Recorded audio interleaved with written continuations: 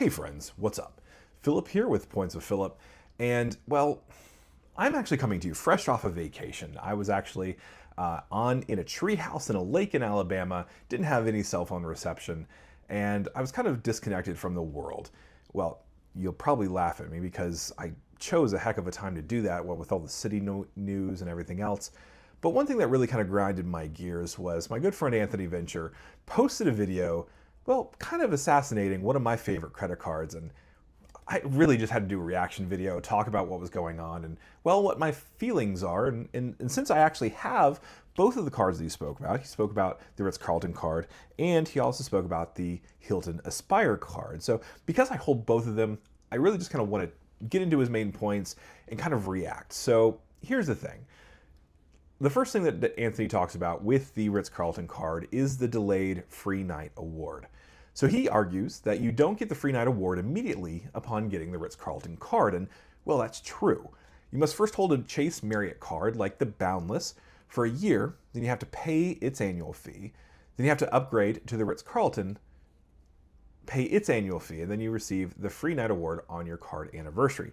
Now, that's not entirely correct, right? So whenever you actually product change from the Boundless or even the Bold, well, that annual fee gets refunded and then you pay this annual fee later. So you're not paying an extra annual fee. And then you receive the free night award on your card anniversary. And so this part is true.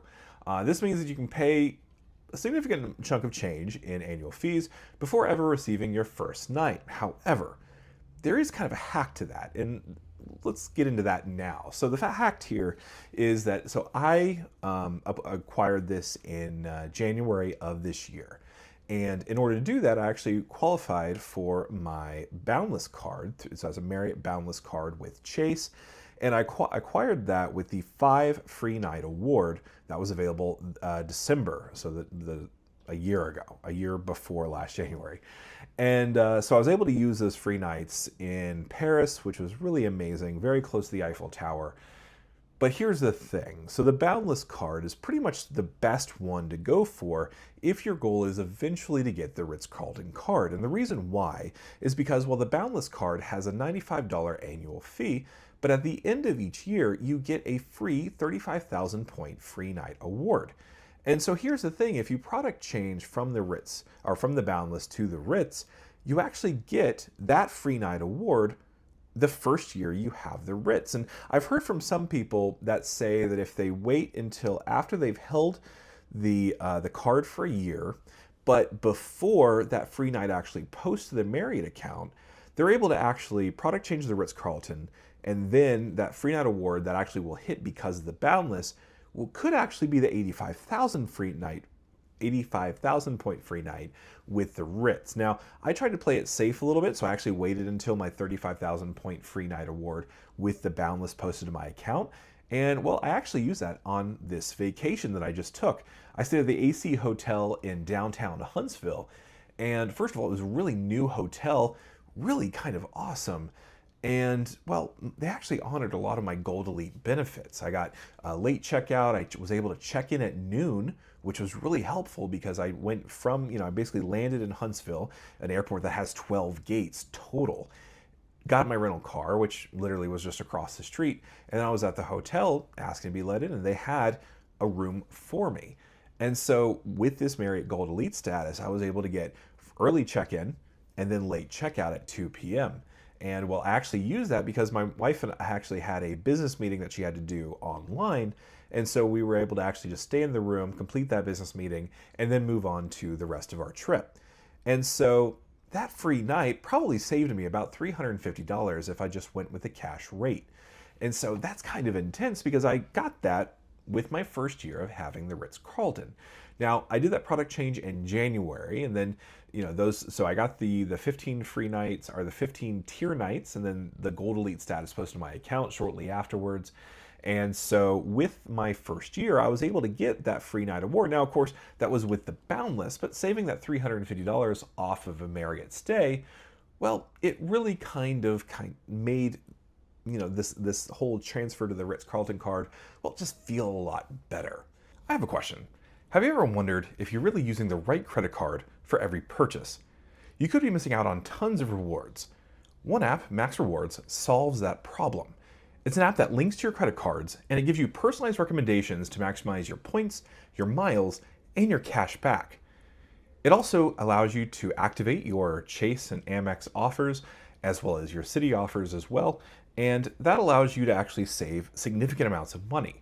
I, for one, actually stayed at the Waldorf Astoria in Orlando last year, and I actually qualified for an American Express offer on my American Express Green Card that I didn't know it actually activated, but I got a pleasant surprise when I saved $200 off of that stay, and I didn't even do anything to earn it. I just had MaxRewards Gold. Now, here's the thing. I'm excited about this app, and if you are too, I've secured a special deal for my viewers. If you use code Phillip, you could save 3 months or 25% off on your yearly MaxRewards Gold subscription. The link is waiting for you in the description below. Now, onto the video. So let's take a look here at the limitations of the free night certificate. So Anthony highlighted that the Marriott free night certificate is capped at 85,000 points. Now you can top it off to 15,000 points, up to so you can transfer it up to 100,000 points rooms. He argues that it can be difficult to find high value, high-end Marriott properties within that point range, especially in desirable locations. He provided examples where Marriott didn't have great options in Lake Como or Kyoto, and the available options weren't as luxurious or conveniently located as Hilton properties. Here's the thing though, Anthony, if you watched this video, you would see that I actually went at high value properties in Orlando, New York, and Hawaii, where I was able to find Ritz-Carlton or better properties well within that 100,000 point property value, like that free night. And this was actually like during the summertime when most people are actually traveling. And so, well, yeah, so Lake Como in Kyoto, you kind of cherry picked some options that weren't really that good to make your point look better. But here's the thing, this free night award is still insanely easy to get significant real world value from that can save you $1,000 to $1,200 a year in free nights with Marriott stays. And of course, yeah, I am cherry picking, but that's what you do when you have this card, because if you have something that gets you a free night up to 100,000 points, well, you're going to maximize that, right? You're not going to try to use that at the Courtyard in Dubuque, Iowa. We love our friends from Iowa, but you understand what I'm saying. If you have this golden ticket, you're not going to waste it. You're going to want to use it on something that matters, something that can impact your vacation. And well, that's what we're dealing with here. Now, another thing that Anthony talked about was the travel credit limitations. So the Ritz-Carlton card comes with a $300 annual travel credit. Now, here's the thing. It is, on its face, restrictive. So here's the thing. It's essentially, according to the terms and conditions, goes towards baggage fees and seat upgrades, etc. And here's the thing. You do have to call to redeem this reward. But the great thing about this is there is a JP Morgan private reserve line on the back of this card. You call in, they answer.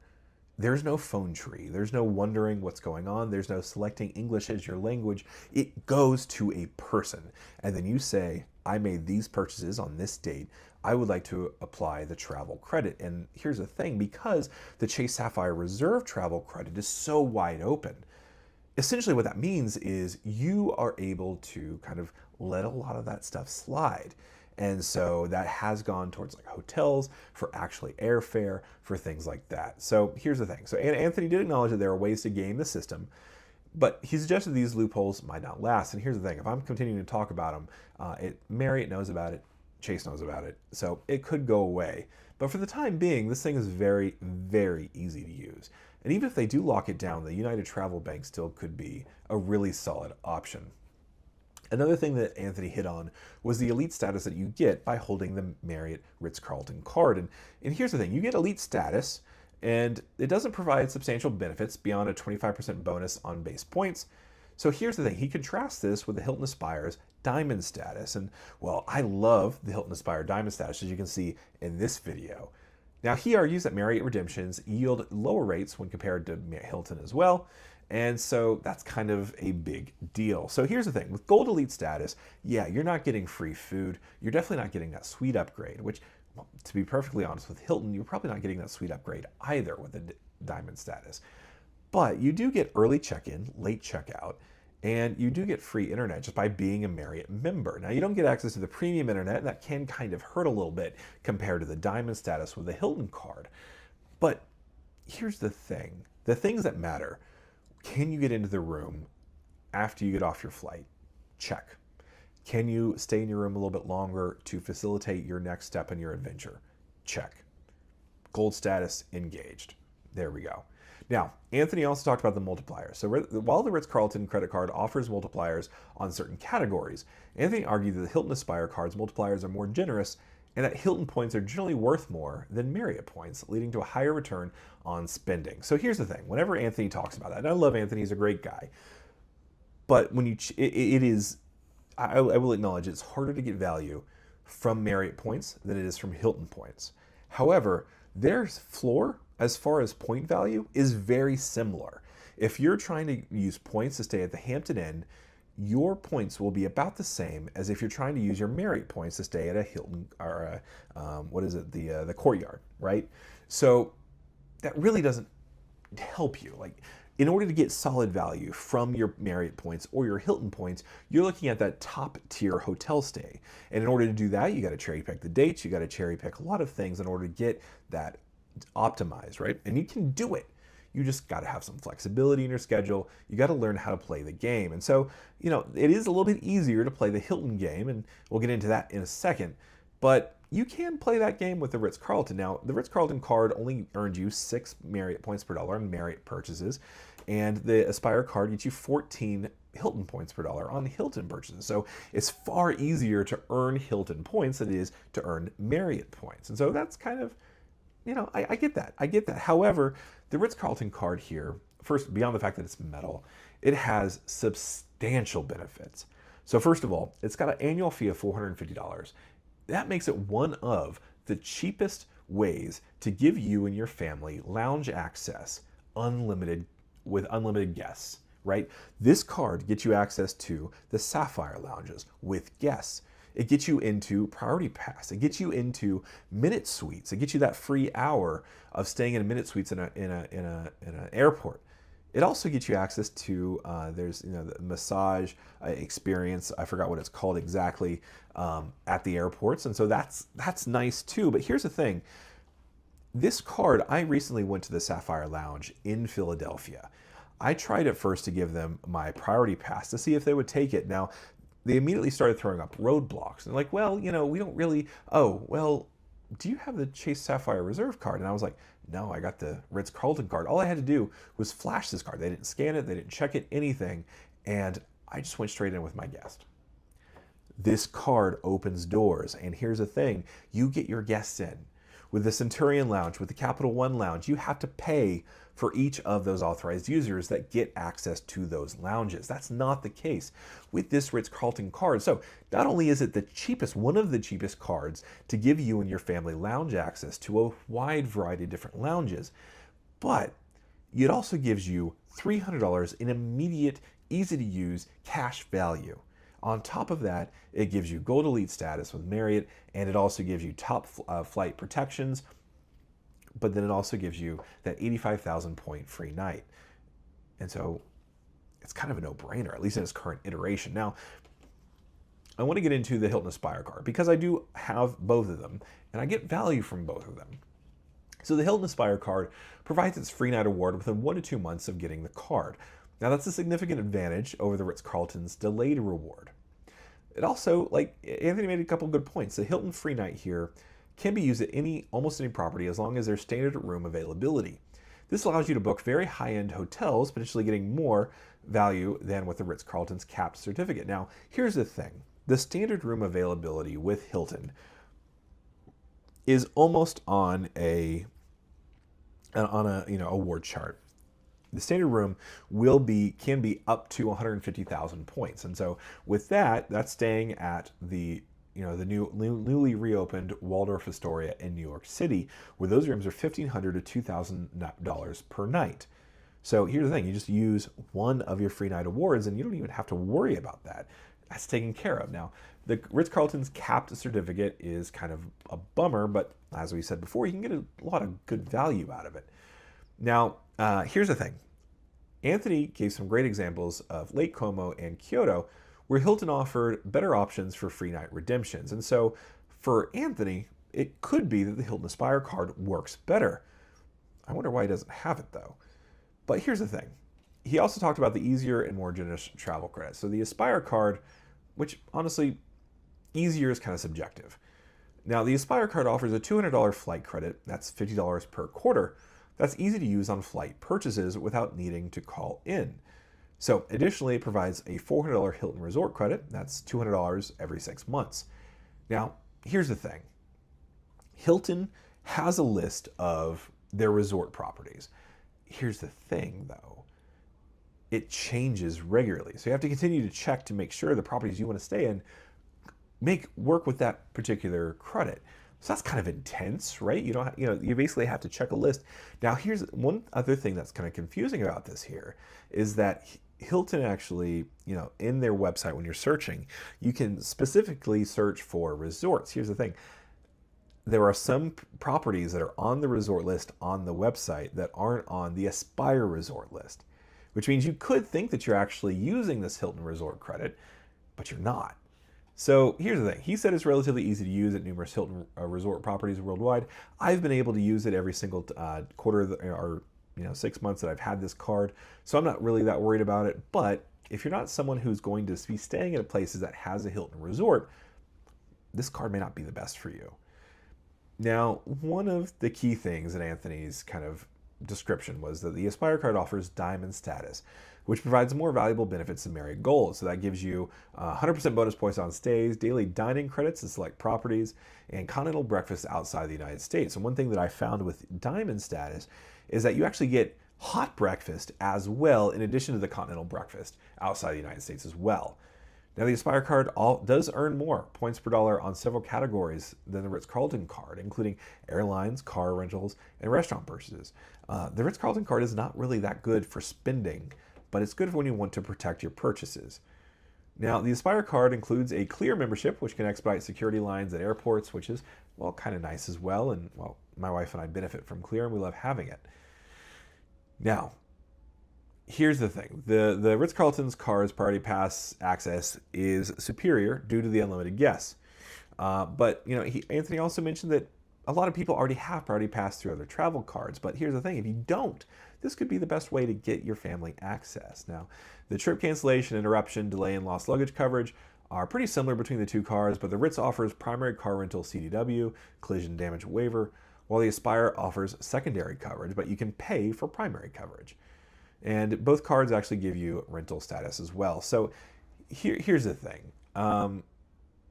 Anthony's main argument is that the Hilton Aspire card provides more immediate value and easier to use benefits, superior elite status, and the potential for higher returns on spending compared to the Ritz-Carlton card, despite the slightly higher annual fee. Now, I want to talk about why I have both. And the reason why is because Hilton is my primary. But my wife and I have recently gone to a couple of trips where we've actually walked out of certain Hilton properties, because they kind of sucked.